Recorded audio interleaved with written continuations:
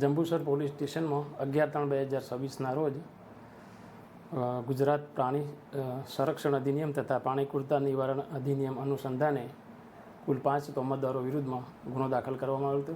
આ ગુનામાં કુલ 135 કિલો ગૌમાંસનો જથ્થો પકડેલો હતો તથા બીજા ફ્રીજ અને બીજા વગેરે સાધનો મળી 33,000 ઉપરાંતનો મુદ્દામાલ પોલીસ દ્વારા પકડવામાં આવેલો હતો.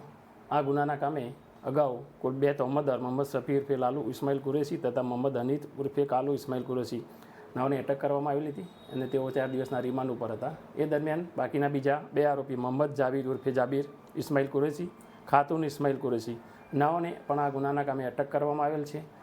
આ ઉપરાંત આ ગુનાના કામે શબ્બીર ગુલામ પોપલા જેવો નાસ્તો પડતો આરોપી છે તેને પણ પકડવાની કામગીરી હાલમાં ચાલુ છે. આ ગુનાના કામે જંબુસર પોલીસે ગૌવંશ તથા ગૌવંશના હત્યા અટકાવવા માટે ખૂબ જ પ્રશંસનીય અને પરિણામલક્ષી કામગીરી કરેલ છે.